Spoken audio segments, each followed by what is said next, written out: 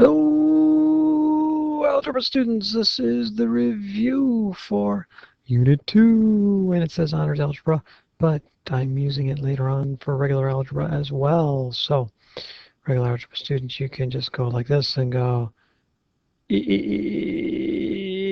then it's yours. Okay, enough of that. All right, this video will probably be a little bit longer than our typical video because we're getting ready for the test. And here we go. We're going to start with our number systems and quickly review that we start with the natural numbers, right? And the natural numbers you should know. Start with 1, 2, 3, and they go on forever. And they include no fractions, right? Also no decimals of any type. And I'm going to abbreviate that. Okay. Now, when you get to the whole numbers, they include all of the natural numbers. They also include 0, right? And they go 0, 1, 2, and then on forever. And again, no fractions, no decimals in the whole numbers either. So that does mean that if it's a natural number, it has to be a whole number. But if it's a whole number, it doesn't have to be a natural number because 0 would be the proof against that. I'd remember that if I were you. All right. Now my integers, the integers include all of the whole numbers, but then they also include the negatives of the wholes. So they don't have a beginning or an end, and -1, and then of course they have 0, and they continue on forever into the positives. Still no fractions and no decimals. It's important to know these facts because you're going to be asked to compare and contrast. Remember, compare is to tell what's the same, contrast is to tell what's different, not just list the facts. All right, the rationals, they include all of the integers, but then they also include all fractions. All fractions, right? Like 1/4 or -2/3. That's where the fractions show up. And they include 2 types of decimals. Only 2 types. There are 3 types of decimals, but they only include 2. The first type is decimals that end, and the second type are decimals that repeat, right? And for an example, 2.5, 2 and 5/10 is a decimal that ends. A decimal that repeats might be like 1.614, and there's a bar over some of the numbers. Those are the rationals. Now, over here in this green circle, this is where we get our irrational numbers. This is where pi shows up. By the way, pi is spelled P-I, not P-I-E. Thank you, Terrell Assassin and Kyle Smith. It also includes things like this, 1.41 ... Okay? It includes square roots that don't come out perfectly, like the square root of 10. Okay, the square root of 9 is 3, the positive square root, that is. But the square root of 10 is an irrational number. It's a decimal that goes on forever without repeating. Altogether, these make up the real numbers, right? Remember, there are something called imaginary numbers, but we don't really deal with them in here. I just kind of expose you to them. All right, so let's take a look at these. Here's 4 examples. It's actually a total of 8, but I can get 6 on there at a time. Go ahead and pause the video. See if you can identify all of the number systems that these numbers belong to. When you're ready to see my solutions, unpause the video and they will appear. Okay, there are my answers. I say that 3.45 ... is an irrational number, and it's also a real number. Square root of 24 is an irrational number. It's a decimal that goes on forever without repeating, and it is also a real number. 3, -2/3, and you'll never see me write that in class, but typing in this program doesn't work so well, but you can write it like that. It's rational and it's real. Sometimes students want to say this is an integer because they see the negative. No, fractions do not show up until the rational numbers. All right, negative 12 over 4 would simplify to negative 3, and therefore it's a rational number, an integer, a rational number, and a real number. Now number 5 is a decimal that repeats, so therefore it's rational, and it's also real. Square root of 16 could be 4 or negative 4, so we're going to count all the possible answers. It's natural, whole, integer, rational, and real. All right, there are 2 more examples here. Go ahead and pause the video and do those. Hopefully you realize that that is the symbol for pi. You might see it in class look a little more like that, but that's the way the program types it. It's irrational and it's real. And the square root of 10 we mentioned was an irrational number. The negative of the square root of 10 is still irrational. All right, now I am going to compare and contrast the rational and irrational numbers. You may want to do it on your own. Go ahead and pause the video if you want to do that. But here comes my answer, and so I'm going to put, oops, that doesn't look like a Q. Hold on 1 second. There we go, that looks like a Q for rational, and an I for irrational. So I'm going to say the rationals are real numbers. They include, ooh, sorry about that spelling typo there. Not sure what that word said. They include all integers. They also include all fractions and decimals.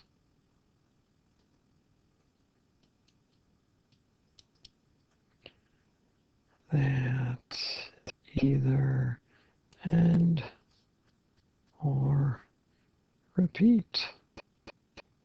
And then, of course, the irrational numbers, they're a subset of the real numbers, and they only include decimals that never end, never repeat. Now, I hope you don't like the work I'm doing here, because the truth is, everything I have said is absolutely true. But I did not compare and contrast. Remember, we talked about this in class. Compare is to tell what's the same about them. And contrast is to tell what's different. So, same, different. I didn't do that. All I did was list definitions of the rational and irrational numbers. This will not give me any points on the test. So I'm going to start over. Okay, so this is how my setup should look. I'm going to compare the Q and I. I'm going to say they're both subsets of the real numbers. Okay, they include decimals. That is what they have in common. Okay, there really is nothing else that they have in common. They are subsets of the real numbers, and they both include decimals. The contrast is that, let me get it in the right color here, red. Okay, by the way, on the OAA, never, ever, ever use colors, only use pencil. The contrast is that for the rational numbers, the decimals end or repeat, and also the, well, wait a second, but for the irrationals, the decimals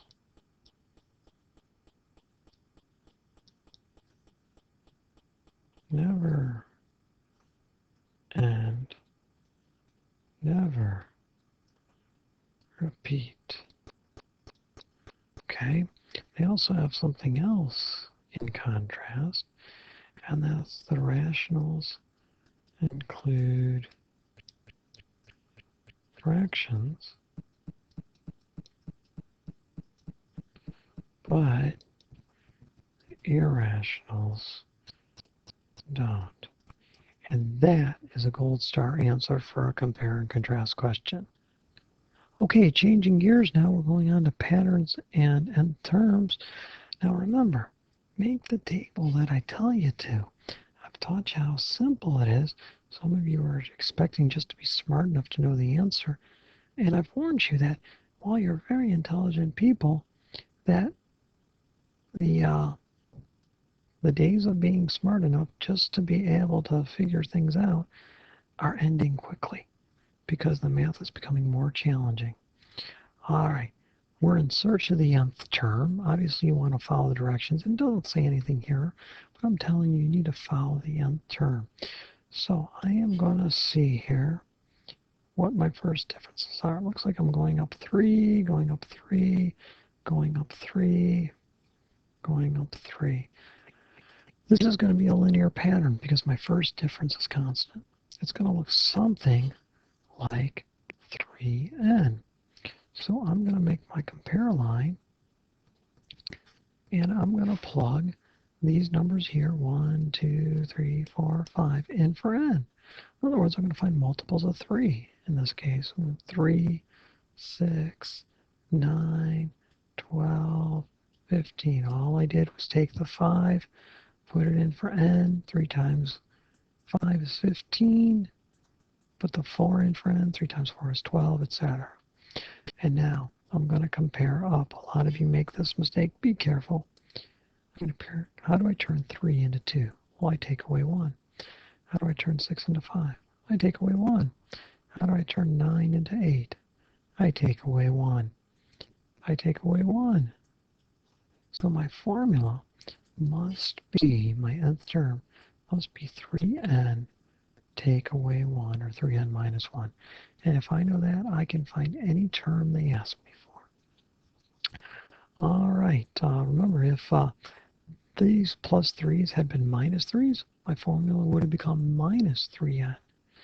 All right, so let's go on to number 2. Again, we're going to make the pattern, or the table, excuse me. And I make my little table here. And I'm in search of the nth term. And 8 is my first term, negative 1 is my second, negative 10 is my third, negative 19 is my fourth, negative 28 is my fifth. Like I said, I'm in search of the nth term. All right, here we go. And I find the first difference, and it looks like it's minus 9. Second difference, minus 9. Ooh, it's consistent. This is good. It's minus 9 every time. That means my answer must be something like minus 9n. So for my comparison line, I put 1 in for n, and I get negative 9. I put 2 in for n, I get negative 18. 3 in for n gets me negative 27. 4 gets me negative 36. And 5 gets me negative 45. Now I look here, negative 9 to positive 8. I think that's a difference of adding 17. Negative 18 plus 17, sure enough, is negative 1 plus 17. My formula for the nth term must be minus 9n. I'm going to write it down here because I'm running out of room. Minus 9n plus 17. And that is the answer for the nth term. All right, coming down to formulas 3 and 4. And by the way, if you want to pause the video and try and do it on your own and see if you agree with me, that's perfectly acceptable. All right, again, we're in search of the nth term. And we're going to go first, second, third, fourth, fifth, and nth term. So we're going to go down here and say, well, we got plus 7. And then we have, what is that, plus 19? That's a big jump. And then plus 37. Sorry, I had a little mental blank there. And then 63 to 124 is plus 61. Go down again, plus 12. Check in the second differences now. Plus 18. Plus 24. Not the same, so I go down to the third difference and I get plus 6. And then it repeats plus 6 again. And if I had more information up here, I could continue it, and it would be plus 6 all the way across. That means, since I'm on my third difference, it's some type of n to the third power. All right, so I'm going to plug 1, 2, 3, 4, 5 in. 1 to the third is 1, 2 to the third is 8, 3 to the third is 27, 4 to the third is 64, 5 to the third is 125. And then I'm going to compare up. How do I turn 1 into 0? Subtract 1. 8 to 7, subtract 1. 27 to 26, subtract 1. 64 to 63, subtract 1. And you guessed it, subtract 1. My formula must be n cubed minus 1. All right, going on to the last one, and this will be the last part of the video. I'm erasing that to get it out of my way so I have workroom. Again, I'm going to set up my table. Oops, looks like I accidentally went into erase mode. So, first term, second term, third term, fourth term, fifth term, and n. And I'm going to go looking for those first differences, and I'm going to get plus 1, and then plus 2, and then plus 4, and then plus 8. But if I go down to the second difference, I'm going to get the same exact thing, just shifted over. It's going to keep going on and on and on. Plus 1, plus 2, plus 4, plus 8, and then it'll shift over, and it'll just keep going forever. So this one isn't going to work that way. But what I do notice is that I can change these differences by multiplying. It's like times 2, and times 2, and then times 2 more, and then times 2, etc. And so when the differences are a multiple of a number, I know I'm going to have some type of formula like 2 to the power n. Where did I get the 2 from? Because I'm multiplying by 2. The differences are doubling. If my differences had been tripling, I'd use 3 to the power n. If my differences had been quadrupling, it'd be 4 to the power n. All right, so now I'm going to take these numbers here, 1, 2, 3, 4, 5. I'm going to put them in for n. So 2 to the first is 2. 2 to the second is 4. 2 to the third is 8. 4 to the 16 and 32. Now look at that. That's kind of strange. I mean, some of you say, well, I'm going to subtract 1, then I'll subtract 2, then I'll subtract 4. Well, yeah, but isn't it like the whole thing is shifted? Like, if the green one's there, they would match up perfectly, right? That'd be just 2 to the n, okay? But they're actually shifted over 1. So what I'm trying to get you to realize here is that for the first term, you're really getting the second answer.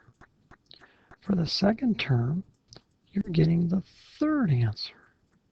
For the third term, you're getting the fourth answer, etc. It's like you're getting one, you're like one less. See? You're here getting 1 when you should be getting 2.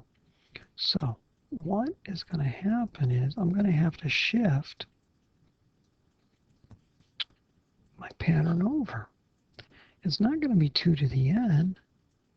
2 to the n would look like this, right? It's actually going to be 2 to the power n take away 1. And let's test that out and make sure that works. put 1 in, I get 2 to the 1 minus 1, or in other words, 2 to the 0 power. And 2 to the 0 power does equal 1.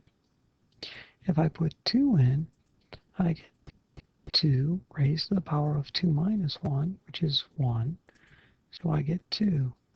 If I put 3 here, I get a 2. 2 to the second is 4. Okay, and then 8. And you can see this is the answer. 2 to the power n minus 1. The way I did that was by recognizing that 2 to the n would look like this. And I wanted to shift it left. This is what 2 to the n looks like, excuse me. And I shifted it right. So I had to subtract 1 from the formula because 2 to the power n didn't work. Now, had it gone the other way, I would have been adding 1. All right. So that's your review video for tomorrow's test. Good luck, everybody. And I will say good night. Mr. Lawrence signing off.